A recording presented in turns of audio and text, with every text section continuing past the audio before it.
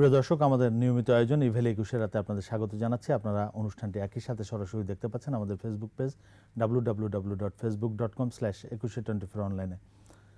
দর্শক, আমাদের জাতির পিতা বঙ্গবন্ধু শেখ মুজিবুর রহমানের জন্ম শতবার্ষিকী এবং একই সঙ্গে আমাদের স্বাধীনতার সুবর্ণ জয়ন্তীর উদযাপন অনুষ্ঠানে আগামী 6 দিন 6 দেশের রাষ্ট্র ও সরকার প্রধানরা একে একে আসবেন এবং এরই মধ্যে আমরা দেখেছি যে মালদ্বীপের প্রেসিডেন্ট আমাদের বাংলাদেশ সফর করেছেন এবং আজই মাননীয় প্রধানমন্ত্রীর সঙ্গে বৈঠক করেছেন এবং তার সঙ্গে বৈঠকের পর 4টি সমঝোতা স্মারক সই হয়েছে এবং আমরা পরবর্তীতে অন্যান্য 2 পররাষ্ট্রমন্ত্রী ব্রিফিংয়ে জানতে পেরেছি যে যোগাযোগ বাড়ানোর ক্ষেত্রে 2 দেশ একমত হয়েছে এবং আমরা আরও জেনেছি যে মালে এবং ঢাকা সরাসরি বিমান যোগাযোগ এবং 3 বন্দরের সঙ্গে জাহাজ যোগাযোগও আমরা শুরু করতে যাচ্ছি খুব শিগগিরই।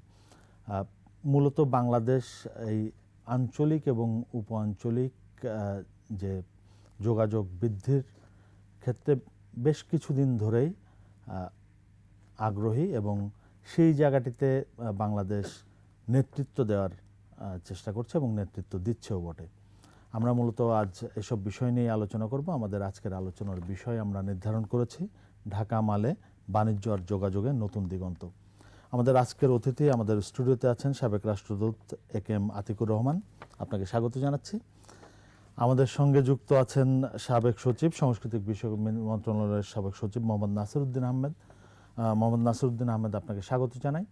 আমাদের সঙ্গে যুক্ত আছেন কূটনৈতিক প্রতিবেদকদের সংগঠন ডিক্যাবের প্রেসিডেন্ট পান্থ রহমান। পান্থ রহমান, আপনাকে স্বাগত জানাচ্ছি। আমি আলোচনা শুরু করতে চাই স্টুডিও থেকে। আপনি নিশ্চয়ই শুনেছেন যে এবং আমাদের যে বিষয় ঢাকা মালে বাণিজ্য আর যোগাযোগের নতুন দিগন্ত। বাংলাদেশ গত বেশ কিছুদিন থেকেই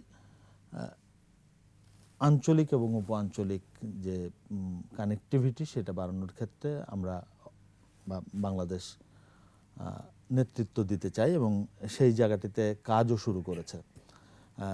আপনি নিশ্চয়ই আজকের যে সমঝোতা স্মারকগুলো সই হয়েছে সেই জায়গাগুলোতে নজর দিয়েছেন, আপনার বিশ্লেষণটা জানতে চাইব। আপনাকে ধন্যবাদ। আমরা জানি যে বঙ্গবন্ধুর 100তম পার হয়ে গেছে। আমরা জানি করোনার জন্য এই বছরটা বাড়ানো হয়েছে।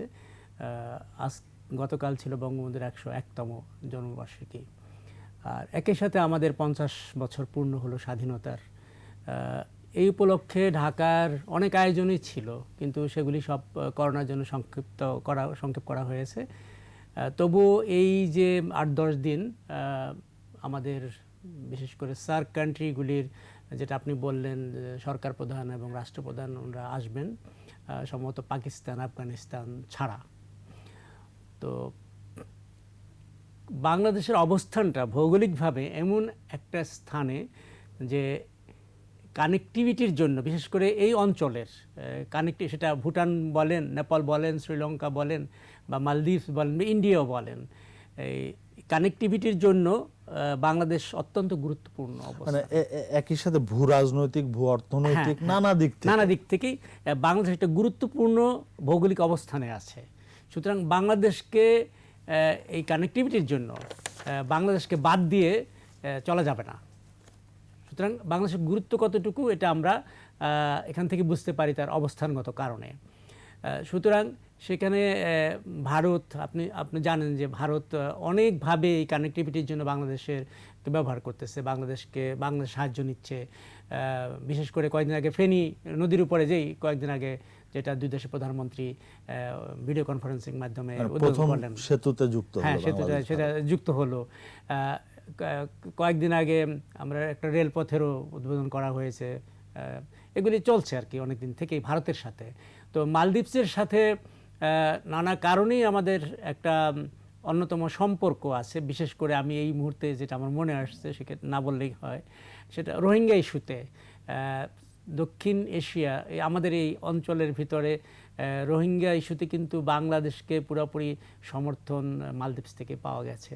আমরা জানি কয়েকদিন আগে সিকিউরিটি কাউন্সিলে আজও সেই সমর্থনের কথা তারা পুনর্ব্যক্ত করেছে। সুতরাং এছাড়া আমাদের এই সাউথ এশিয়ার কান্ট্রিগুলির ভিতরে, সার্ক কান্ট্রিগুলির ভিতরে একমাত্র দেশ হচ্ছে মালদ্বীপস, যেখানে মিডল ইস্ট বা মালয়েশিয়া বা অন্য দেশ ছাড়া আমাদের দেশের শ্রমিকরা কাজ করে, আমাদের দেশের লোকজন ওখানে কাজ করে। প্রায় 1 লক্ষের মতো লোক এই বৈধ অবৈধ মিলে আছে, এবং আপনি আজকে জানেন যে যারা অবৈধ আছে তাদের বৈধ করার জন্য একটা প্রক্রিয়া শুরু হওয়ার আশ্বাস দিয়েছেন মালদ্বীপসের প্রেসিডেন্ট। তো এই যে কানেক্টিভিটি তো শুধু যোগাযোগে হয় না, রাস্তাঘাটে হয় না, বা যেটা বললেন যে বিমান যাতায়াত করবে, আকাশপথে যে যোগাযোগটা সেটাও হবে, মানুষে কানেক্টিভিটির একটা গুরুত্বপূর্ণ। সুতরাং মালদ্বীপসের সাথে নৌপথে, আকাশপথে, মানুষে যে কানেক্টিভিটিটা, সেইগুলি অবশ্যই দৃঢ় হবে। যদিও বাণিজ্যিক দিক থেকে আমরা মালদ্বীপসের চেয়ে একটু পিছিয়ে, কিন্তু এই প্লাস মাইনাস যদি আমরা করি তাহলে আমাদের লোকগুলি যে রেমিটেন্স পাঠাচ্ছে ওগুলি হিসাব করলে দেখা যাবে যে মালদ্বীপস আমাদের জন্য একটা লাভজনক গন্তব্য, আমাদের দেশের লোকদের জন্য। কিন্তু সেই জিনিসগুলি একটু সঠিক পন্থা, বা এই যে লোকগুলি যে অবৈধ হয়ে যায় যাতে অবৈধ না হয়, অবৈধভাবে কেন যায়, কিভাবে যায়, সেই জিনিস একটু রেগুলারাইজ ওয়েতে আনা দরকার আছে। তো কানেক্টিভিটি যেটা আপনি বললেন, কানেক্টিভিটি শুধু দেশের মানুষের যোগাযোগকে বৃদ্ধি করে না, বা মানুষের যেটা ট্যুরিস্টিক একটা প্লেস, কিন্তু পর্যটনের জন্য মালদ্বীপসে বিশেষ করে মিডল ইস্টের লোকগুলি ধনী, এক্সপেন্সিভ একটু। মালদ্বীপস তো আমাদের এই সার্ক কান্ট্রিগুলির মধ্যে সবচেয়ে এক্সপেন্সিভ জায়গা, এবং ওইখানকার পার ক্যাপিটা ইনকামও আমাদের চেয়ে অনেক বেশি, লোক সংখ্যা খুবই কম। তো এখন এই যোগাযোগ, মানুষের যোগাযোগ, আকাশ বা রেল, যে কোনো যোগাযোগ, এই যোগাযোগ ছাড়া কিন্তু একটা দেশের বা কোনো দেশেরই উন্নয়ন সম্ভব হয় না। যোগাযোগটা বড় একটা ফ্যাক্টর কিন্তু একটা দেশের ডেভেলপমেন্টের জন্য। তো সেই ক্ষেত্রে আমি মনে করি মালদ্বীপস এবং বাংলাদেশ যৌথভাবে এই কানেক্টিভিটির ক্ষেত্রে যেটা আপনি বললেন, এই কানেক্টিভিটিটাকে একটা মানে শক্তিশালী রূপ দিতে পারে। এই যোগাযোগ ব্যবস্থাটা মানুষে হোক, রাস্তাঘাটের হোক, এই যোগাযোগটা যত স্ট্রং হবে আমাদের দু দেশের উন্নয়ন তত স্ট্রং হবে। এই জায়গাটিতে একটু আসতে চাই যে যোগাযোগটা হলেই তো সেখানে বাণিজ্যিক যোগাযোগ, সাংস্কৃতিক আদান প্রদান, ওই যে মানুষে যে যোগাযোগের কথা বলছিলেন, এরকম নানা ক্ষেত্র তো বেরিয়ে আসবে। এক্স্যাক্টলি সেটাই। এখন এই যে বিমান ছিল না, আগে আমরা কিন্তু আকাশপথে যেতে পারতাম না মালদ্বীপসে। এখন এইটা আমরা আজকে অনুভব করতেছি, আমরা ফিল করতেছি দু দেশেই যে আমাদের এই ক্ষেত্রে যোগাযোগের দরকার আছে। জাহাজ যোগাযোগ গেলে সেখানে পণ্য রপ্তানি, আমদানি রপ্তানি, এটা পর্যটন, ইভেন পর্যটনেরও সুন্দর একটা, আজকে আপনি হয়তো দেখেছেন যে আমাদের যে ভালো যেই জাহাজগুলি, যেটা এখন ওই আমাদের ওই যে চিটাগাংয়ের ওই কক্সবাজার ওইদিকে যেটা যায়, একটা সুন্দর মানে প্রমোত্তরীর মতো, ও ধরনের জাহাজ যদি থাকে, অনেকে 1 সপ্তাহের জন্য রিভার ক্রুজের মতো চলে যাবে মালদ্বীপস, ঘুরে টুরে আবার জাহাজে চলে আসবে, তাতে খরচটা কম হবে। আকাশপথে গেলে যে খরচটা এখন হয়, তা সরাসরি বিমান গেলেও আমাদের অনেক খরচ কম পড়বে। বিশেষ করে যারা কাজ করতে যায়, সেই শ্রমিক এখন 60-70 হাজার টাকা খরচ হয় একজনের, তখন দেখা যাবে যে অর্ধেকে চলে যাবে। তো যোগাযোগ যত বললাম না, যোগাযোগ যত শক্তিশালী হবে, দেশের উন্নয়নের গতি তত ত্বরান্বিত হবে, ডেভেলপমেন্ট তত তাড়াতাড়ি হবে এবং দ্রুত গতিতে হবে, এবং লাভের দিকটা দুই দেশেরই, অবশ্যই দুই দেশেরই। আপনার কাছে আবার আসবো, আমি একটু মোহাম্মদ নাসিরউদ্দিন আহমেদের কাছে যেতে চাই। মোহাম্মদ নাসিরউদ্দিন আহমেদ, আপনি আলোচনা শুনছিলেন, এই যে মানুষের যোগাযোগ, আপনি আজ সংস্কৃতি বিনিময়ের দিক ক্ষেত্রেও একটি সমঝোতা স্মারক সই হয়েছে দুই দেশের মধ্যে। আপনার কাছে এই বিষয়টি একটু বিশদভাবে জানতে চাইবো যে মানুষের যোগাযোগ, সেই ক্ষেত্রে সংস্কৃতির ভূমিকা। ধন্যবাদ আপনাকে। আমরা যখন কথা বলছি তখন গতকালকে আমরা জাতির পিতার 100তম জন্মবার্ষিকী পালন করেছি। জাতি গভীর শ্রদ্ধা নিবেদন করছে জাতির পিতা বঙ্গবন্ধু শেখ মুজিবুর রহমানের প্রতি, এবং একই সাথে স্বাধীনতার সুবর্ণ জয়ন্তী শুধু আমরাই একারে পালন করছি না, আমাদের সাথে বিশ্ব নেতারাও সামিল হচ্ছে। আপনারা জানেন যে গতকালকে মালদ্বীপের প্রেসিডেন্ট ইব্রাহিম মোহাম্মদ সালেহ এসেছেন এবং আজকে উনি চলে গেছেন। এই দুদিন ওনার সফর ছিল। এই দুদিনে 4টি সমঝোতা স্মারক এবং 2টি প্রোটোকল, একটি হচ্ছে আমরা জানি যে জাহাজ চলাচল, আরেকটি হচ্ছে আমাদের প্লেন চলাচল, অর্থাৎ 2টি কানেক্টিভিটি, একটি আকাশপথে এবং সমুদ্রপথে কানেক্টিভিটির আলোচনা সমঝোতা স্মারক হয়েছে। যে 4টি চুক্তি হয়েছে তার মধ্যে একটি হচ্ছে সাংস্কৃতিক বিনিময়, যেটি আতিউর রহমান সাহেব বলছিলেন যে আসলে মানুষে যোগাযোগ, কানেক্টিভিটি, বাণিজ্যের বিষয়টি তিনি যেটি বলেছেন, সাংস্কৃতিক যোগাযোগটাও আমাদের প্রয়োজন। আমাদেরকে একটি জিনিস দেখতে হবে যে মালদ্বীপ এবং বাংলাদেশের অবস্থান। মালদ্বীপ আসলে মূলত পর্যটন বেসড একটি কান্ট্রি এবং সেখানে তাদের মূল আয়ের উৎস হচ্ছে মৎস্য শিকার। এবং সেখান থেকে তারা আস্তে, আস্তে কনভার্ট করছে এই পর্যটনের দিকে। আপনারা জানেন যে সিঙ্গাপুরের থেকেও বেশি তারা জমি রিক্লেইম করেছে সমুদ্র থেকে। এবং তারা আমি মালদ্বীপে গিয়েছিলাম ২ বছর আগে। তখন তাদের যে মহাপরিকল্পনা, সেখানে তাদের এখন এই পর্যন্ত বাইরের যে শ্রমিক আছে তার ৫ গুণ শ্রমিককে তারা অ্যাকোমোডেট করতে পারবে। এই ধরনের পরিকল্পনা তারা গ্রহণ করছে। যেটা আতিউর রহমান সাহেব বলেছেন যে আমাদের ১ লক্ষ বৈধ অবৈধ যে শ্রমিক আছে, সেই শ্রমিক ওখানে আছে এবং এইভাবে যদি তাদের এক্সপ্যান্ড করে, সেখানে কিন্তু এই পর্যটন হাব যখন বৃদ্ধি পাবে তখন এই সাংস্কৃতিক বিনিময়ের বিষয়টি কিন্তু গুরুত্বপূর্ণ হয়ে দাঁড়াবে। কারণ ২টি আপনারা জানেন যে ২টি পাশাপাশি দেশ, আমাদের অর্থনৈতিক অবস্থার দিক থেকে এরকম একই রকম এবং ধর্মীয় বিষয়টার দিক থেকেও একটা মিল আমাদের বিরাট ধরনের আছে। এবং আপনারা জানেন যে মালদ্বীপ এবং বাংলাদেশ সমুদ্রের দিক থেকে আমরা যদি সামুদ্রিক কানেক্টিভিটি হয়, যে কথাটি বলেছে যে আমাদের পণ্য পরিবহনের সহজ হবে এবং আমি যখন গিয়েছি তখন এখান থেকে শ্রীলঙ্কা হয়ে ঘুরে অনেক দূর থেকে যেতে হয়েছে। এই কানেক্টিভিটি যদি আমাদের বাড়ে তাহলে সাংস্কৃতিক বিনিময়, অর্থাৎ মালদ্বীপ আসলে অনেক ছোট, সাংস্কৃতিক দিক থেকে কিন্তু ডাইভার্সিফিকেশন বা অন্যান্য ক্ষেত্রে সব দিক থেকে কিন্তু আমরা আগানো আছি। আমি মনে করি যে মালদ্বীপের থেকে অনেক দিক থেকে আমাদের আগানো আছে, কিন্তু তাদের যে ইন্ডিজিনিয়াস যে সংস্কৃতি আছে সেটি আমরা গ্রহণ করতে পারি এবং আমাদের যেটি আছে সেটি আমরা তাদের সাথে এক্সচেঞ্জ করতে পারি। মূলত 4টি যে সমঝোতা স্মারক বা চুক্তি হয়েছে, সেগুলির মূলত কার্যকরিতা কিন্তু আসলে যেটি আছে যে যৌথ কমিশন দ্বিপাক্ষিক বাণিজ্যিক উন্নয়ন, আরেকটি হচ্ছে মৎস্য ও সামুদ্রিক মৎস্য। আসলে এই 2টি আমাদের কিন্তু সবচেয়ে বেশি। এর সাথে সাংস্কৃতিক যে চুক্তিটি হয়েছে সেটি হচ্ছে আমাদের যে মতের মিল, ধর্মীয় যে বিষয়টি আছে এবং পর্যটনের যে এক্সপ্যানশন হবে সেই জায়গায় এক্সটেনশনের জন্য এটি আমাদের একটি গুরুত্বপূর্ণ। কিন্তু মালদ্বীপের সাথে আমাদের যেটি সুবিধা আমরা মনে করি সেটা হলো মৎস্য আহরণের যে চুক্তিটি তাদের সাথে হয়েছে, যেটি টুনা ফিশ সহ অন্যান্য ক্ষেত্রে আমরা ব্যবহার করব, আমরা বলেছি। এই জায়গাটায় আমাদের বেশি থ্রাস্ট আমাদের এখানে দিতে হবে এবং এই জায়গাটায় কিন্তু আপনারা জানেন যে সাংস্কৃতিক বিষয়টা কিন্তু মালদ্বীপের সাথে খুব বেশি সংশ্লিষ্ট আছে বলে আমি মনে করি না। তবে পর্যটনের উন্নতির সাথে সাথে আমরা কিন্তু আমাদের সংস্কৃতিকে সেখানে তুলে ধরার যদি সুযোগ থাকে, সেখানে এটি আমাদের জন্য আমরা লাভবান হতে পারবো।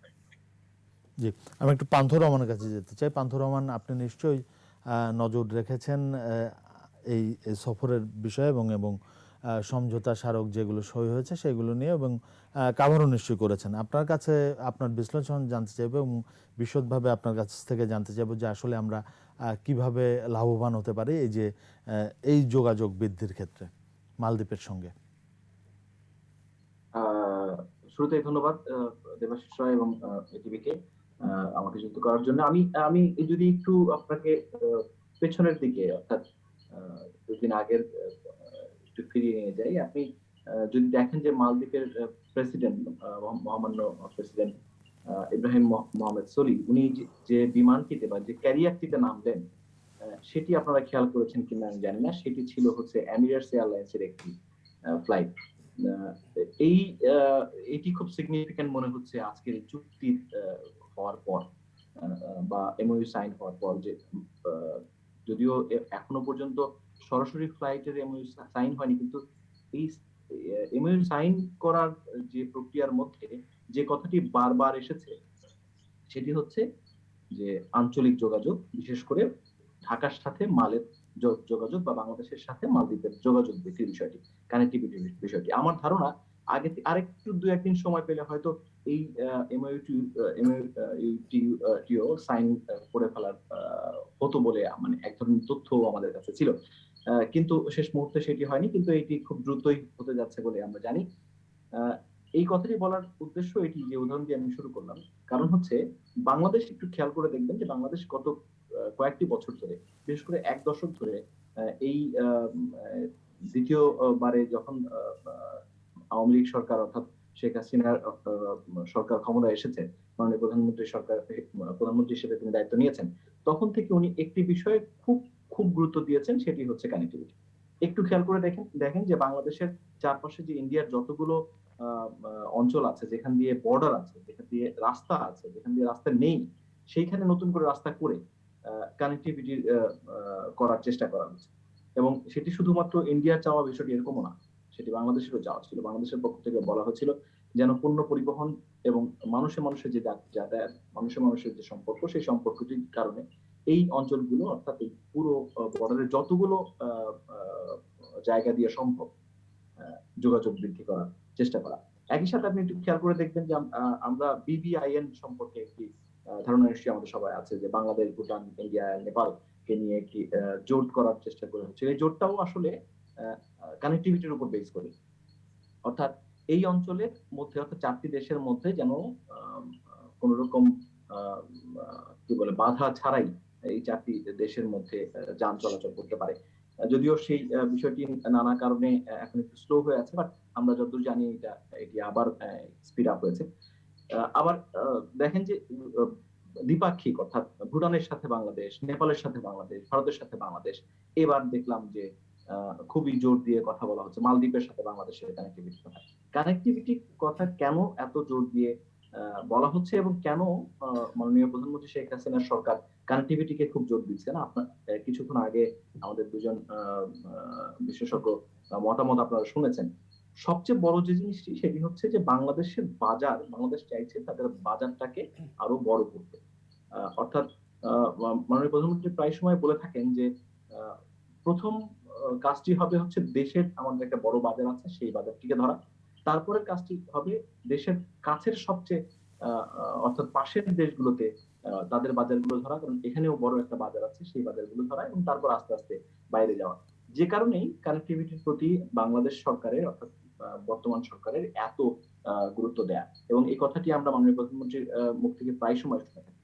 আজকে দেখলাম যে শুধু বাংলাদেশের আগ্রহী নয়, মালদ্বীপের একটা বড় ধরনের আগ্রহ টের পেলাম। আমরা যদিও আজকে কোভিড এর কারণে মাননীয় প্রধানমন্ত্রীর অনুষ্ঠানটি সরাসরি কভার করতে পারেনি, কিন্তু পররাষ্ট্রমন্ত্রীর যে যৌথ সংবাদ সম্মেলন সেটি কভার করার সুযোগ হয়েছে। সেখানে মালদ্বীপের পররাষ্ট্রমন্ত্রী যে কথাটি বারবার করে জোর দিচ্ছিলেন সেটি হচ্ছে যে বাংলাদেশ এবং মালে এবং ঢাকার মধ্যে বিমান যোগাযোগ, এটি তারা খুব করে চাইছেন। একই সাথে তারা এটিও চাইছেন যে বাংলাদেশের যে বন্দরগুলো আছে সেই বন্দরগুলো ব্যবহার করতে। আপনারা শুনেছেন, তার মুখ দিয়েও শুনেছেন, মানে আমাদের পররাষ্ট্রমন্ত্রীর মুখ দিয়েও শুনেছেন, দুজনেই বলেছেন যে খুব সহসাই হয়তো এই বিষয়টিতে একটি সমঝোতায় আসা সম্ভব হবে। একটি বড় জিনিস যেটি ছিল যে মৎস্য শিকারে সহযোগিতার উপর যে সমঝোতা চুক্তি হয়েছে, এটির ক্ষেত্রেও কিন্তু শেষ পর্যন্ত এই কানেক্টিভিটি খুব গুরুত্বপূর্ণ একটি ভূমিকা পালন করবে। সংস্কৃতি বিনিময়ের কথা যদি বলেন সেটির ক্ষেত্রেও কিন্তু এই কানেক্টিভিটিটা শেষ পর্যন্ত গিয়ে অনেক গুরুত্বপূর্ণ ভূমিকা পালন করবে। এর সঙ্গে যে কথাটি একটু আগে আমাদের বক্তা বলছিলেন যে আমাদের প্রায় 1 লাখের বেশি বাংলাদেশি মানে প্রবাসী হিসেবে মালদ্বীপে রয়েছেন, এটি কিন্তু সংখ্যায় কম না। কারণ বাংলাদেশের আমরা জানি যে বেশিরভাগ আমাদের শ্রমিক এবং অন্যান্য কর্মীরা যারা থাকেন আরবে, কেউ কিছু সবচেয়ে বড় অংশটি আরবে, তারপরে মালয়েশিয়া, ইউরোপের কিছু দেশে, আমেরিকাতে, কিন্তু একটা বড় অংশ কিন্তু মালদ্বীপেও থাকে এবং তারা কিন্তু বেশ কর্মঠ কর্মী হিসেবে পরিচিত। এই কর্মীদের কথাও আজকে বিশেষ করে মালদ্বীপের পররাষ্ট্রমন্ত্রী আব্দুল্লাহ শহীদ বলেছেন। তিনি বলেছেন যে তারা তাদের ইকোনমিতে বাংলাদেশের এই প্রবাসীরা দারুণ ভূমিকা রাখে, প্রবাসীদের যে অবদান সেই অবদানটি তিনি তুলে ধরেছেন। ঠিক ঠিক। আমি আমি আমি এই কথাটি কেন টানলাম, কারণ হচ্ছে যে এই যে একটু আগেই বলছিলেন আমাদের আমাদের আগের আগের মধ্যে বলছিলেন যে আহ, আহ, তাদের যাতায়াতও একটা সুবিধা হবে সত্যিকার অর্থেই। তারা যারা যা আয় করেন তাদের বছরে যদি একবার বাড়ি আসতে হয় তাদের অনেক টাকা খরচ করে বাড়ি আসতে হয়, কিন্তু সরাসরি যখন বিমান চলাচল শুরু হবে তখন আমাদের এখান থেকে যখন ফ্রিকুয়েন্টলি শ্রমিক যাওয়া এবং কর্মী যাওয়াও যেমন হবে, একই সাথে তাদের জন্য এক ধরনের সুবিধা হবে বাংলাদেশ থেকে শ্রমিক নেয়ার ক্ষেত্রেও। তারা আরেকটি জিনিস বলেছেন, সেটি হচ্ছে যে বাংলাদেশের বিশেষ করে মালদ্বীপের পররাষ্ট্রমন্ত্রী আব্দুল্লাহ শহীদ উনি বারবার একটি কথা বলছিলেন যে বাংলাদেশ যেন তাদের মার্কেটটাকে ব্যবহার করে। অর্থাৎ তারা বলছেন যে আমার হয়তো দেশে মানুষ কম, মালদ্বীপের হয়তো খুব কম মানুষ, কিন্তু আমি অনেক অসংখ্য মানুষ ডিল করি। কারণ নানা পৃথিবীর হেন কোনো দেশ নাই যেখান থেকে মালদ্বীপে পর্যটক হিসেবে আসে না। আর মালদ্বীপে যারা যান আপনারা জানেন খুব এক্সপেন্সিভ জায়গা, বেশিরভাগই খুব ধনী দেশের বা ধনী মানুষগুলোই আসেন, বিভিন্ন দেশের ধনী মানুষগুলোই আসেন। তারা অনেক অনেক পয়সা তাদেরকে দিয়ে যান, যে কারণেই মালদ্বীপের পার ক্যাপিটা ইনকামও অনেক। সেই বাজারটিকে ধরতে বলছেন মালদ্বীপের পররাষ্ট্রমন্ত্রী বারবার বলছেন আপনাদের যে পণ্য, সেই পণ্যের বাজার হয়তো আমার দেশের মানুষ হয়তো সেই পণ্য অতটা কিনবে না, কিন্তু আপনার পণ্যটি যারা পর্যটক হিসেবে আমাদের দেশে আসছে তারা হয়তো সেই পণ্যটি গ্রহণ করবে। ফলে দ্রুতই তারা চাইছে যে এই বন্দর, তিনটি বন্দরের সাথে বাংলাদেশের তাদের মালের বন্দরে যেন যোগাযোগ স্থাপিত হয়। সেক্ষেত্রে মানে বড় একটি বাজার বাংলাদেশ পাবে বলে বাংলাদেশকে বলা হয়েছে, এবং এবং সেই বিষয়টি আমরাও আমাদের পররাষ্ট্র মন্ত্রণালয় তাদের গবেষণায় একই জিনিস বের হয়ে এসেছে। যে কথাটি একটু আগে আমরা শুনছিলাম যে সংস্কৃতি বিনিময় চুক্তি বা এমওইউ বা সমঝোতা স্মারক কেন সই হলো, এই ধরনের এক ধরনের আমি এখন তো সামাজিক যোগাযোগ মাধ্যমের উদাহরণ দিতেই হয়, নানা ক্ষেত্রে দেখছিলাম সমালোচনাও শুনছিলাম যে কেন এত কিছু থাকতে কেন এই সমঝোতা চুক্তি। আমি খুবই একমত আমাদের এই অনুষ্ঠানের আগের বক্তার সাথে। যদি কালচারাল অ্যাক্টিভিটিস এবং কালচারাল এক্সচেঞ্জ না হয় তাহলে এক দেশের মানুষের সাথে আরেক দেশের মানুষের যোগাযোগ হওয়াটা খুবই কঠিন। আর এই ঠিক খুব টাইমলি একটি সমঝোতা চুক্তি বলে আমি মনে করি, কারণ যখন মানুষে মানুষের সম্পর্ক তৈরি হবে তখনই এদেশ থেকে ওদেশ এবং ওদেশ থেকে এদেশে মানুষের আসা যাওয়া বাড়বে, এবং আসা যাওয়া বাড়ার জন্য যেটি প্রয়োজন প্যারালালি সেই চিন্তাটি দুই দেশ করছে, সেটি হচ্ছে কানেক্টিভিটি তৈরি করা বিমান এবং জাহাজ পথে। আমার ধারণা যে এই যোগাযোগগুলো স্থাপিত হয়ে গেলে শেষ পর্যন্ত দুই দেশের মধ্যে বাণিজ্য সম্পর্ক, যেটি আসলে মূল টার্গেট। এখন তো সবাই জানে যে আমাদের বর্তমান কূটনীতি মানে হচ্ছে ইকোনমিক ডিপ্লোমেসি, অর্থনৈতিক কূটনীতি, অর্থাৎ প্রত্যেকেই চায় তার নিজের কিছু ক্যাশ করতে, এবং সেটি খুব অন্যায়ও না, কারণ প্রত্যেকের তার দেশের অর্থনীতিকে চাঙ্গা করতে চায়। আমরাও নিশ্চয়ই চাই সেই আমাদের অর্থনীতিকে চাঙ্গা করতে, সেটি ফিশারিজ দিয়ে হোক, সেটি আমাদের পণ্য সে দেশে পাঠিয়ে হোক, বা আমাদের শ্রমিক বা আমাদের কর্মীদের দক্ষ কর্মীদের সে দেশে পাঠিয়ে হোক। আমার ধারণা যে যোগাযোগ বৃদ্ধি পেলে সেই বিষয়টি নিশ্চিত করেই আমরা অনেকখানি লাভবান হব, এবং আসলে শেষ পর্যন্ত গিয়ে উইন উইনিং হবে, কারণ মালদ্বীপও আমাদের কাছ থেকে যে সহযোগিতাগুলো পাবে সেটি তাদের জন্য যথেষ্ট বলে আমি মনে করি। আমরাও সেটা আশা করি।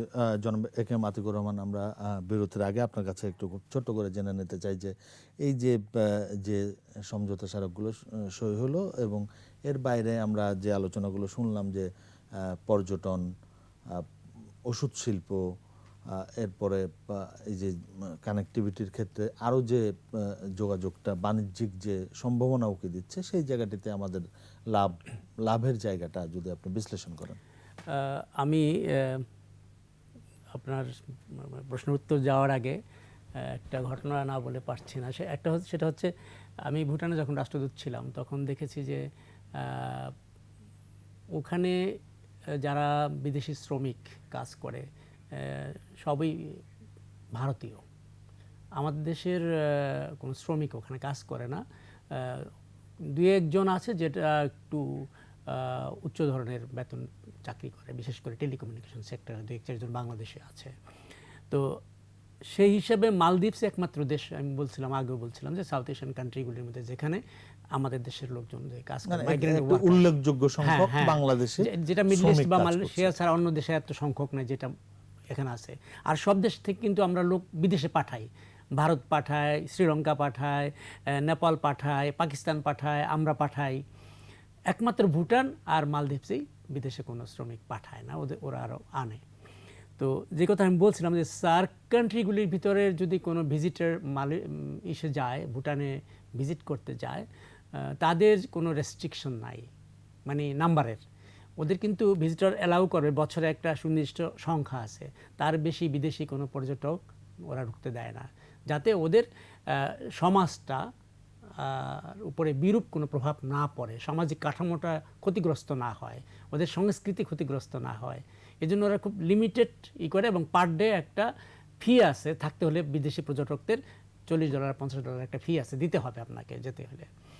একমাত্র সার্ক কান্ট্রিগুলি নাই, এটা কোনো ফিও নাই, কোনো নাম্বারের রেস্ট্রিকশন নাই।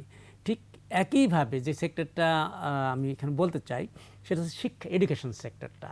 এই এডুকেশন সেক্টর মালদ্বীপসের জন্য বাংলাদেশের এডুকেশন সেক্টরটা ইম্পর্ট্যান্ট ইস্যু। ওরা আপনি জানেন যে অনেক মালদ্বীপসের শিক্ষার্থী আছে যারা এখানে চিকিৎসাশাস্ত্র পড়ে, MBBS পড়তে আসে। এখানে MBBS, ইঞ্জিনিয়ারিং বা ভালো স্কুল কলেজ যদি থাকে, এডুকেশন যদি ইন্টারন্যাশনাল স্ট্যান্ডার্ড এডুকেশন সিস্টেম আমরা প্রোভাইড করতে পারি, মালদ্বীপসের অনেক ছাত্রই আমরা পাবো। সুতরাং এটা একটা সম্ভাবনার ক্ষেত্র যেখানে আমরা বিদেশি স্টুডেন্ট, বিশেষ করে মালদ্বীপসের স্টুডেন্টদের সাথে এই সংক্রান্ত একটা কোনো কিছু করা দরকার, যাতে আমরা নির্দিষ্ট কতগুলি জায়গায় এদের পড়াশোনার সুযোগ করে দিতে পারি। যেরকম সার্ক কান্ট্রিগুলির জন্য আমাদের কিন্তু মেডিকেলে কতগুলি সিট নির্দিষ্ট করা থাকে, যে ভুটানে কটা, নেপালে কটা, এবং পাকিস্তানে সব দেশেই থাকে, ভারতে পাকিস্তানের কোটা, এটা ভারতের এই কোটা। জি, তো এই কোটার বাইরে যদি আসে, সেটা আসে শুধু ভুটান এবং মালদ্বীপস থেকে। কারণ ওদের ভালো স্টুডেন্টগুলি ওদের সিস্টেম পড়ার সুযোগ নাই, যেমন ভুটানে কোনো মেডিকেল কলেজ নাই, ইঞ্জিনিয়ারিং ইউনিভার্সিটি বা কলেজ নাই, অনেক কিছুই নাই ওখানে। আমি যখন ছিলাম তখন একটা কলেজ ছিল, সিরুপসি কলেজ। ওই কলেজে শুধু মানে উচ্চ শিক্ষার সুযোগটা সেই দেশটিতে নেই। ওখানে আন্ডারগ্রেড মাস্টার্স ওরা করেছিল, that was under the Delhi university. ওখানে সব কিছু সিলেবাস সব দিল্লি ইউনিভার্সিটি আন্ডার পরীক্ষা টরীক্ষা হতো, কিন্তু স্ট্যান্ডার্ড খুবই ভালো, একটা কলেজ হলেও খুব স্ট্যান্ডার্ড ছিল, যার ফলে ওরা বাধ্য হয়ে মেডিকেল সায়েন্স বা অন্য কিছু পড়তে হলে টেকনিক্যাল সাইডের এডুকেশনের জন্য ওদের বাইরে আসতে হয়। তো এই মালদ্বীপসেরও এই সংকটটা আছে, সেই সুযোগটা যদি আমরা নিতে পারি, তো এটা কিন্তু আমাদের জন্য একটা লাভবান সেক্টর হতে পারে মালদ্বীপসের কাছ থেকে। তো এই ব্যাপারেও চিন্তা ভাবনা করা দরকার। আর যেটা আপনি বলছিলেন তখন এই কিছুক্ষণ আগে, যে মেডিসিনের ব্যাপার, মেডিসিনের একটা ভালো বাজার কিন্তু মালদ্বীপস আমাদের জন্যে। একই সাথে আমাদের এখান থেকে, আমি একটু খারাপ লাগলে বললে নিজেদের কথা, আমাদের চিকিৎসার জন্য কিন্তু আমরা অনেকে ভারতে, থাইল্যান্ডে, সিঙ্গাপুরে যাই। আমাদের চিকিৎসা ব্যবস্থাটা এত ডাক্তার, শয়ে হাজার হাজার ডক্টর থাকা সত্ত্বেও, এত মেডিকেল কলেজ, এত হাসপাতাল থাকতেও আমরা কিন্তু বাইরে যাই, আস্থাটা আনতে এখনও পারি নাই। সুতরাং আমাদের মেডিকেল যে ট্রিটমেন্টের উপর যদি আমরা আস্থা আনতে পারতাম, বা সেই ধরনের একটা অবস্থানে যেতে পারতাম, তাহলে কিন্তু আমরা অনেক রোগীও পেতাম ওই সব দেশ থেকে এখানে চিকিৎসার জন্য আসতে। কিন্তু এখানে আমরাই যাই বাইরে। তাই এগুলি সরকার চিন্তা ভাবনার ক্ষেত্র আছে, যে আমরা এই যে কানেক্টিভিটি বা বিদেশের সাথে সম্পর্ক উন্নয়ন আমরা করব, আমাদের কোন কোন সেক্টর আমরা আইডেন্টিফাই করতে হবে, নেপাল, ভুটান, স্যার কোন দেশের কি কি অভাব আছে যেটা আমাদের উপর নির্ভর করা যেতে পারে, সেই সেক্টরগুলি যদি আমরা আইডেন্টিফাই করে সেখানে কাজ করি এবং ওদের সাথে আন্ডারস্ট্যান্ডিংয়ে যাই, যে ভাই আমরা এই সুযোগ তোমাদের দিব, এতটুকু ছাড় দিব, যেটা আমি বললাম যে কোনো রেস্ট্রিকশন নাই সার্ক কান্ট্রিগুলো। এখানে যদি আমরা কোনো রেস্ট্রিকশন না রাখি, যে না মালদ্বীপসের স্টুডেন্ট আসে, আমরা ওদের হাফ টিউশন ফি নিব ওদের জন্য, আমাদের স্কুল কলেজ ইউনিভার্সিটি যেখানে পড়বে, আমি এটা একটা উদাহরণ দিচ্ছি। এই ধরনের কোনো ব্যবস্থাপনার মাঝে যদি আমরা ওদের সাথে একটা চুক্তিবদ্ধ হই বা একটা আন্ডারস্ট্যান্ডিংয়ে যাই, সমঝোতায় যাই, তাহলে সেক্ষেত্রে যেটা উনি বলছিলেন কিছুক্ষণ আগে, এই যে পিপল টু পিপল কন্ট্যাক্ট, এটা যে ক্ষেত্রে হোক, ছাত্র আসুক, ব্যবসায়ী আসুক, সাংস্কৃতিক দল আসুক, এতে কিন্তু দুদেশের মধ্যে একটা বন্ধন, আত্মার বন্ধনের সৃষ্টি হয়, বন্ধন তৈরি হবে, যেটা উন্নয়নের জন্য, দেশের উন্নয়নের জন্য, সার্বিক উন্নয়নের জন্য পরিপূরক একটা আরেকটার। জি, আমি আসবো আবার, আমরা একটু ছোট্ট বিরতি নেব, বিরতির পরে এসে আরো বিস্তারিত আলোচনা করতে পারবো। দর্শক, ইভালি 21 রাতে নিচ্ছি ছোট্ট একটা বিরতির সাথে থাকুন।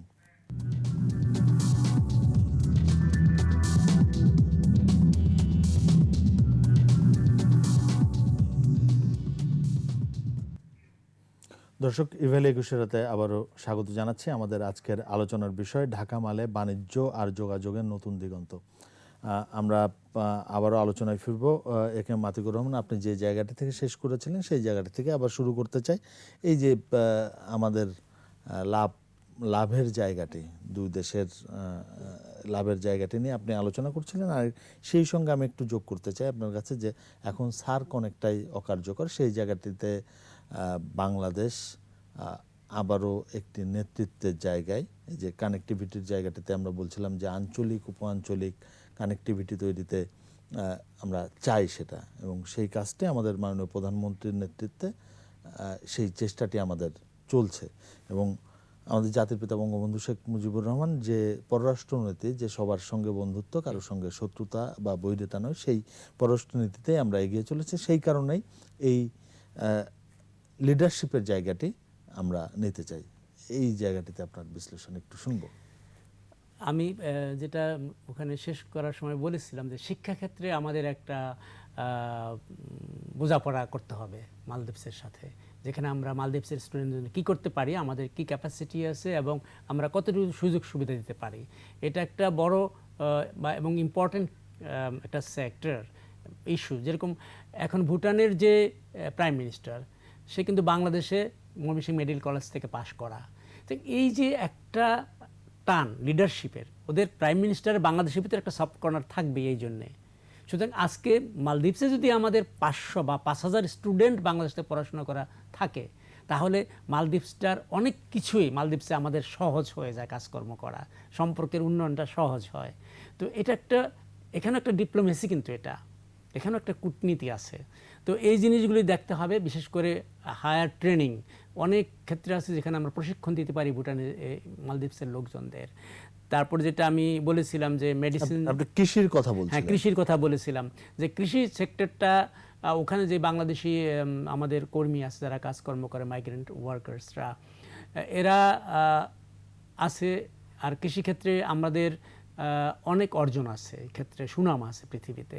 সুতরাং এই কৃষি সেক্টরটা মালদ্বীপসের জন্য আমরা কাজ করতে পারি সেক্ষেত্রে।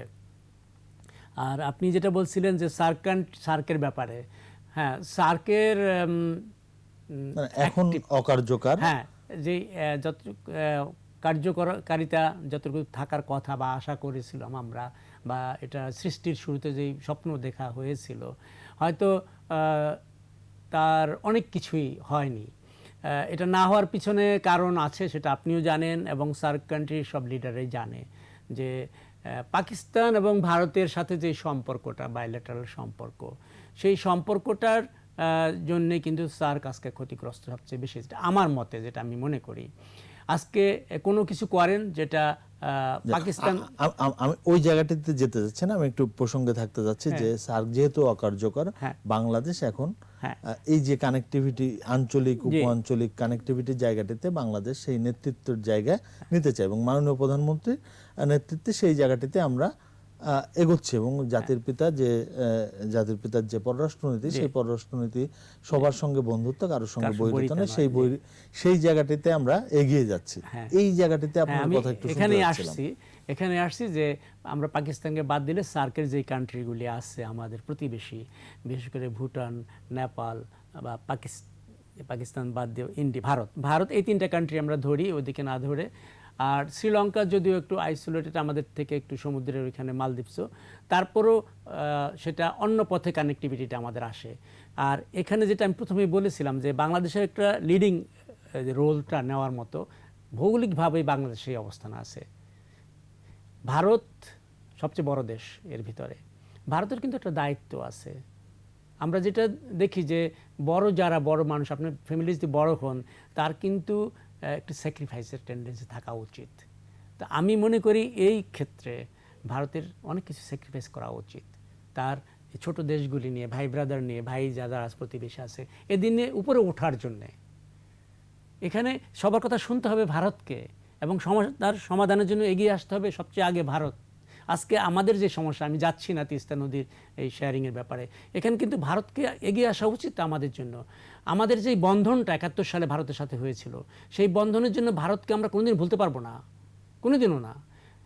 আমি অনেক কিছু উদাহরণ দিতে চাই না, আগের বঙ্গবন্ধুর অনেক কথাই আছে এবং ইন্দিরা গান্ধীর যে কথাগুলো সেগুলো আমি প্রসঙ্গে যেতে চাচ্ছি না। আজকে বাংলাদেশের মাননীয় প্রধানমন্ত্রী জি। যেই রোল বিশ্বে, ওনার যেই গ্রহণযোগ্যতা পৃথিবীর মানুষের কাছে, সেটা বঙ্গবন্ধুর পর আর কোনো লিডার বাংলাদেশে ছিল না। এটা যে যতই বলুক, কয়েক বছর তো সামরিক সরকার সেই স্বেচ্ছাচারিতা চালাইছে, আমরা জানেন আপনারা, তখন কোনো ডেমোক্রেসি ছিল না দেশে। তারপর ইতিহাস যেটা, সেটা শেখ হাসিনার ইতিহাস ছাড়া বাংলাদেশের কোনো ইতিহাস নাই এর পরবর্তী পর্যায়ে। তো সেখানে আজকে শেখ হাসিনার যে নেতৃত্ব, সেই নেতৃত্বের প্রতি এসব দেশের আস্থা এবং বিশ্বাস আছে। সুতরাং শেখ হাসিনা সেই নেতৃত্ব নিতে পারবে এবং শেখ হাসিনা সেই নেতৃত্ব নিতে হবে এই কানেক্টিভিটির জন্য, এই সার্কে, এই কান্ট্রিগুলির জন্য, বিশেষ করে প্রতিবেশী পাকিস্তান বাদ দিয়ে। আমরা সেটা আশা করি আপনার কাছে সুযোগ পেলে আবার আসবো। আমি একটু যেতে চাই মোহাম্মদ নাসিরউদ্দিন আহমেদের কাছে। মোহাম্মদ নাসিরউদ্দিন আহমেদ, আমরা উন্নয়নশীল দেশের পথে এবং মানে এই উন্নয়নশীল দেশের পথে এবং উন্নয়নকে টেকসই করতে আমাদের এই যে আমরা বলছিলাম যে আঞ্চলিক উপ আঞ্চলিক কানেক্টিভিটি, সেটা জরুরি। বিশেষ করে আমরা যদি ইউরোপের দিকে নজর দিই, তাহলে তারা কানেক্টিভিটি শুরু করেছে আজ থেকে কয়েক দশক আগে, এবং যে কারণে প্রত্যেকেই কিন্তু লাভবান হয়েছে এবং প্রত্যেকেই উন্নয়নের দিকে এগিয়েছে এবং উন্নত দেশ হিসেবে তারা অনেক আগেই প্রতিষ্ঠা লাভ করেছে। এই জায়গাটিতে একটু আপনার বিশ্লেষণ আমি জানতে চাচ্ছিলাম। ধন্যবাদ। স্বাধীনতার সময়ে তখন সারা বিশ্ব বাংলাদেশকে গুরুত্বের চোখে না দেখলেও, তখনকার বাস্কেট কেস বাংলাদেশ হলেও স্বাধীনতার 50 বছর পর বাস্তবতার নিরিখে অর্থনৈতিক প্রবৃদ্ধি এবং অন্যান্য ক্ষেত্রে বাংলাদেশের যে অবস্থান, সে অবস্থানটি কিন্তু আজকে অর্থনৈতিক ক্ষেত্র এবং ভূ রাজনৈতিক অবস্থানের কারণে বাংলাদেশের এই বিষয়টি কিন্তু মূল্যায়নের এখন প্রয়োজন হয়েছে। আপনারা জানেন যে সাউথ ইস্ট এশিয়ায় আমরা এই কোভিডকালীন সময়েও কিন্তু আমাদের গ্রোথ 5.3% এবং হাইয়েস্ট গ্রোথ আমাদের এখানে। তো সেটি ধরে রাখতে হলে আমাদের যেটি প্রয়োজন আছে, সেটি কানেক্টিভিটির কথাটা আমরা বলেছি। আমরা যেহেতু আজকে বাংলাদেশ অর্থাৎ ঢাকা মালে সম্পর্কের মধ্যেই লিমিটেড আছি, সেই জায়গাটাই আমি ফোকাস করে বলছি। যদিও এই বিষয়টি শুধু বাংলাদেশের এবং অর্থনৈতিক উন্নয়ন বা এই জায়গাটা শুধু এই দুটি দেশের মধ্যে না, এটি আসলে আঞ্চলিক সহযোগিতা এবং উপ আঞ্চলিক সহযোগিতার বিষয়টি এখানে অত্যন্ত গুরুত্বপূর্ণ। মালেতে আমি যখন প্রথম গেলাম 2018 সালে বা 17-18 দিকে এশিয়ান ব্রডকাস্টিং ইউনিয়নের একটি সমাবেশে, সেখানে যাওয়ার পরে এয়ারপোর্টে নামার পরে মেইনল্যান্ডে যেতে হলে তখন কিন্তু আমাকে ফেরিতে মেইনল্যান্ডে যেতে হয়েছে, অর্থাৎ এয়ারপোর্টটাই হচ্ছে ওইটুকু একটু জায়গা, এরপরে আর কিছু নেই। তখন আমরা ওখানে দেখলাম যে তারা এই মেইনল্যান্ডের সাথে অনেক বড় ব্রিজ করে কানেক্টেড করছে এবং অনেকগুলি শহর তারা মানে সমুদ্র থেকে রিক্লেম করে তারা কিন্তু ল্যান্ডটাকে বড় করছে। এই যে তাদের দেশটা করছে এবং সেই জায়গায় তারা যেটা করতে চাচ্ছে যে পর্যটনের হাব যেমন বৃদ্ধি করছে এবং বিদেশ থেকে শ্রমিক আসার বিষয়টা। আমি এখানে বলে রাখি যে মালদ্বীপে যেমন মালদ্বীপের কারেন্সি চলে এবং একই সাথে কিন্তু বাজারে ডলার, আমরা যেভাবে বাজারে চালাই সেভাবে ডলার কিন্তু সেখানে হয়। সেই কারণে বাংলাদেশে যে সমস্ত শ্রমিকরা ওখানে কাজ করে তাদের পেমেন্ট এটা কিন্তু অনেক বেশি, তারা কিন্তু ডলারে পেমেন্ট পায়, যার ফলে এক্সচেঞ্জ রেটে কিন্তু মিডল ইস্টের থেকেও কিন্তু এই জায়গাটায় তাদের রেমিটেন্সের জায়গাটা অনেক বেশি এই জায়গাটায়। আরেকটি বিষয় যেটি বলছিলেন যে উপ আঞ্চলিক সহযোগিতার ক্ষেত্রে বাংলাদেশ, আপনারা জানেন যে আমাদের এখন এই মুহূর্তে রিজার্ভ যেমন $44 বিলিয়ন, আমরা ইনফ্রাস্ট্রাকচার এবং অন্যান্য ক্ষেত্রে মাননীয় প্রধানমন্ত্রী আমাদেরকে যে নেতৃত্ব দিচ্ছেন, এই নেতৃত্বের এই সাস্টেইনেবল ডেভেলপমেন্টটি আমাদের ধরে রাখতে হলে আমাদের কিন্তু শুধু দেশের মধ্যে থাকলে হবে না, আমাদের বাইরে যেতে হবে। এবং যে কথাটি বারবার আমরা বলছি যে আমাদের আশেপাশের দেশগুলির সাথে আমাদের সম্পর্ক উন্নয়ন করতে হবে এবং সেই ক্ষেত্রে মালদ্বীপের সাথে আমাদের যে জায়গাটি, যেটা আতিউর রহমান সাহেব বলেছেন যে আমরা শিক্ষা ক্ষেত্রে আমরা এখানে এই এডুকেশন ট্যুরিজম একটা কথা এখানে আছে। এখানে আরো একটি কথা প্রচলিত আছে, সেটা হচ্ছে আমরা চিকিৎসার ক্ষেত্রেও কিন্তু এই ধরনের একটি ট্যুরিজমের কথা সংযুক্ত আছে। অর্থাৎ মালদ্বীপ যে কাজটি করছে আমরা কিন্তু সেখান থেকে একটি শিক্ষা গ্রহণ আমরা এখানে করতে পারি। আরেকটি জিনিস হচ্ছে যে মালদ্বীপের এডুকেশন ইনস্টিটিউট ওখানে হায়ার এডুকেশনটা আমাদের এখানে করা সম্ভব।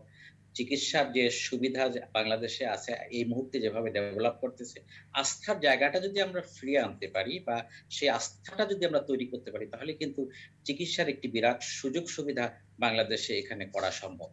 সবচেয়ে বড় সুযোগ মালদ্বীপের সাথে সেটি হচ্ছে আমাদের ২ টি সেক্টর সবচেয়ে বড়। একটি হচ্ছে যে আমরা যে আমাদের শ্রমিক যেটা বলছি স্কিল অ্যান্ড আনস্কিল লেবার আমরা ওখানে পাঠাতে পারি। আরেকটি তাদের কাছে মৎস্য ক্ষেত্রে আমরা সহযোগিতা নিতে পারি এবং আমরা সাংস্কৃতিক বিনিময়ের যে জায়গাটা সেটি আমরা বলব যে যত পৃথিবীর বিভিন্ন দেশ থেকে এখানে মাল্টি কালচারাল, মাল্টি ল্যাঙ্গুয়েজ এর লোকজন এখানে আসে। সেই জায়গায় যদি আমরা তাদের পর্যটনের যে জায়গাগুলি আছে সেখানে যদি আমরা একটু অংশগ্রহণ করতে পারি। আপনারা জানেন যে মালদ্বীপ তার বড়, বড় দ্বীপগুলাকে কিন্তু বিভিন্ন দেশকে বা দেশের বড়, বড় ধনী লোকদের কাছে তারা লং লিজ এখানে দিয়েছে। যারা তাতে ম্যানেজ করতে তাদের সহজ হয়। একটি দেখবেন একটি আইল্যান্ড হয়তো একটা দেশের মানে শত কোটি একজন লোককে দিয়ে দেওয়া হয়েছে। সে এটা ডেভেলপ করছে এবং তার সাথে উইন-উইন সিচুয়েশন এ পার্টনারশিপ এ করছে। সেরকম অবস্থায় বাংলাদেশের যেহেতু আমরা জানি যে এখন বাংলাদেশের সক্ষমতা বেড়েছে। বাংলাদেশ কিন্তু সেই জায়গায় পর্যটন ক্ষেত্রে ইনভেস্ট করার একটা বড় সুযোগ আমাদের ওখানে রয়েছে আমি আমি আমি মনে করি। আর মৎস্যের ক্ষেত্রে যেটা আমরা আলোচনা করেছি, মৎস্যের ক্ষেত্রে আসলে মালদ্বীপ তো পুরোটাই মৎস্যের উপর নির্ভরশীল ছিল। আস্তে, আস্তে তারা এই পর্যটনের দিকে যাচ্ছে। তো একই সাথে যখন তাদের শহরগুলি বড় হবে, তাদের এটি বড় হওয়ার সাথে, সাথে আপনারা জানেন যে লোক সংখ্যা তারা যে ২০ বছর মেয়াদী যে পরিকল্পনা গ্রহণ করেছে, আমরা যখন দেখেছি তখন 3 টাইমস তারা মানে 300 টাইমস তাদের পপুলেশন গ্রোথ তারা করতে চাচ্ছে।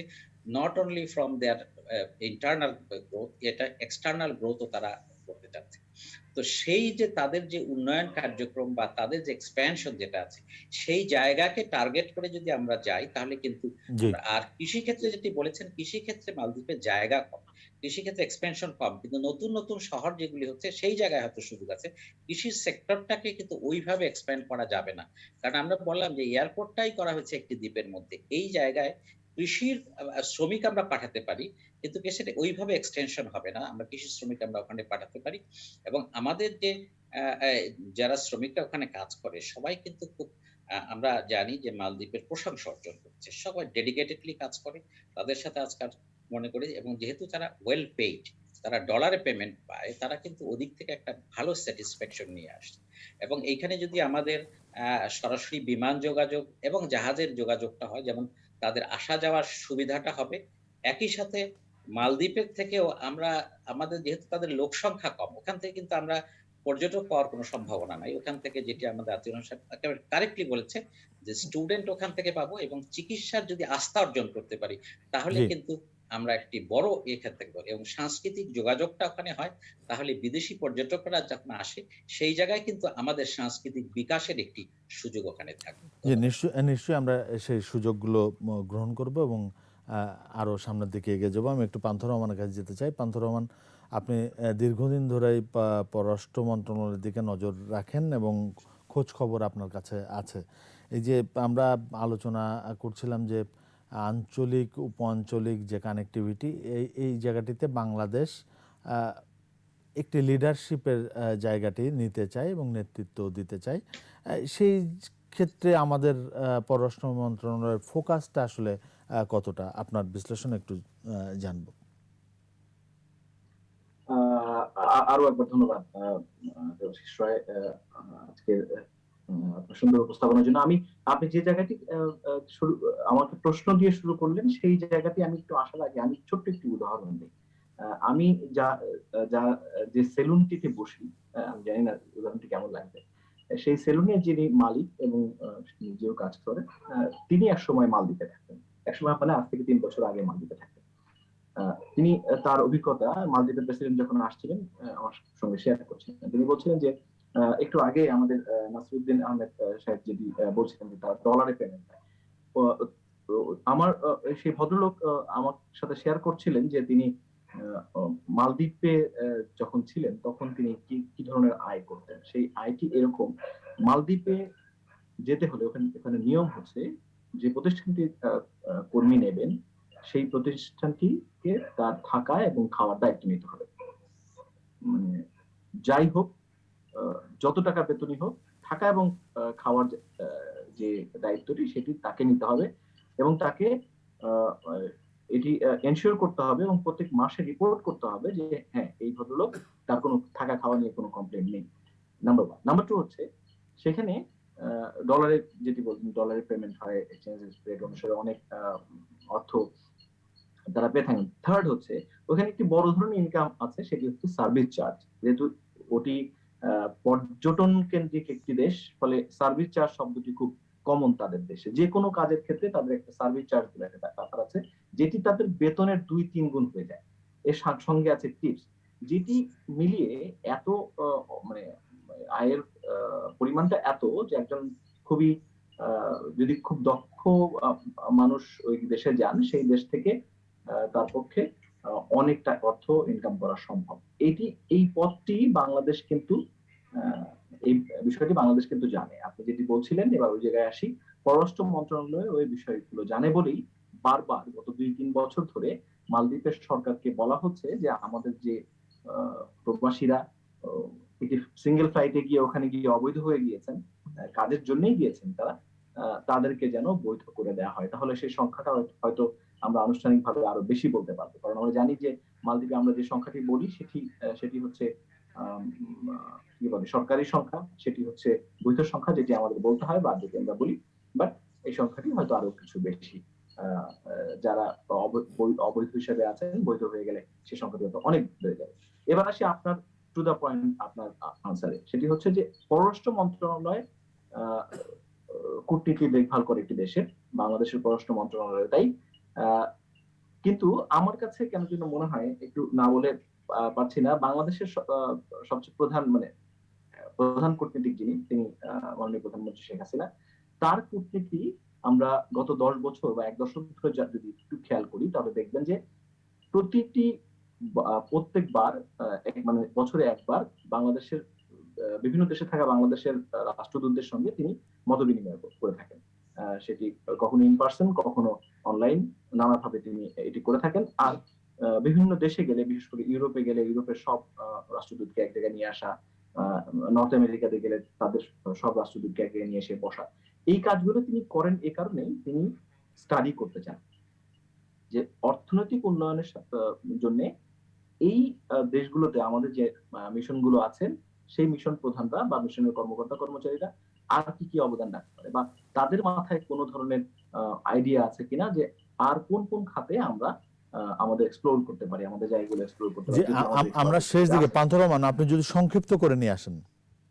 আমি যদি খুবই সংক্ষিপ্ত করি, তাহলে এটুকু বলতে পারি যে বাংলাদেশের পররাষ্ট্র মন্ত্রণালয় এই মুহূর্তে, যেহেতু আমরা মালদ্বীপে ফোকাস ছিলাম, ওখানে থাকি, মালদ্বীপের সাথে যে বিষয়গুলো নিয়ে কাজ করতে যাচ্ছে তার দুটি আমরা অলরেডি দেখেছি। একটি হচ্ছে মৎস্য শিকারের সহযোগিতা।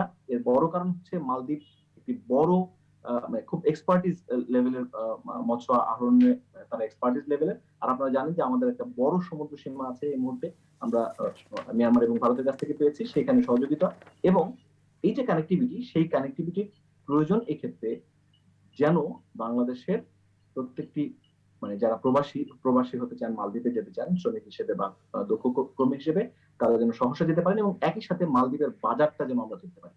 এটি নিয়ে যথেষ্ট স্টাডি বাংলাদেশের না হলেও স্টাডি করা হচ্ছে বলে আমরা জানি। আমি আজকেও মালদ্বীপে বাংলাদেশের হাই কমিশনের সাথে কথা বলছিলাম, তিনি বলছেন যে তারা বাজার খুঁজে বের করার চেষ্টা করছেন, বিশেষ করে চামড়া শিল্প, তারপরে পাট শিল্প এবং বাংলাদেশের তৈরি পোশাক শিল্প। আমরা আশা করব যে যে যে জায়গাগুলোতে সম্ভাবনা রয়েছে সেই সম্ভাবনাগুলোকে কাজে লাগিয়ে বাংলাদেশ আরো সামনের দিকে এগিয়ে যাবে এবং সম্পর্কের নতুন উচ্চতায় পৌঁছাবে বাংলাদেশ এবং মালদ্বীপের। ধন্যবাদ পান্থ রহমান আপনাকে আমাদের সঙ্গে যোগ দেওয়ার জন্য এবং আপনার মূল্যবান সময় আমাদেরকে দেওয়ার জন্য। ধন্যবাদ জানাচ্ছি মোহাম্মদ নাসিরউদ্দিন আহমেদকে, আপনি আপনার মূল্যবান সময় আমাদেরকে দিয়েছেন। ধন্যবাদ জানাই একে এম আতিকুর রহমান আপনাকে। আমরা অনুষ্ঠান শেষ করব। দর্শক, নিশ্চয়ই আমাদের আলোচনা আপনাদের ভালো লেগেছে। আমরা আজ যেটি দেখলাম যে মালদ্বীপ এবং বাংলাদেশের যোগাযোগের ক্ষেত্রে যে সম্পর্ক এগোচ্ছে, সেই জায়গাটি ধরে আমি যদি বলি যে বাংলাদেশ দক্ষিণ এশিয়ার যোগাযোগের ক্ষেত্রে সামনের দিনগুলোতে নেতৃত্ব দেবে এবং সেই আশাটাই আমরা করতে চাই এবং সেই আশাটি করতে চাই এই কারণেই যে বাংলাদেশ উন্নয়নশীল দেশের পথে এবং আমরা যে টার্গেট ফিক্স করেছি যে 2041 সালে উন্নত বাংলাদেশ, সেই উন্নত বাংলাদেশে যাওয়ার ক্ষেত্রে এই আঞ্চলিক এবং উপআঞ্চলিক যোগাযোগটার ক্ষেত্রে নেতৃত্ব দেওয়াটা খুবই গুরুত্বপূর্ণ এবং জরুরি। সবাই ভালো থাকবেন, সুস্থ থাকবেন। শুভরাত্রি।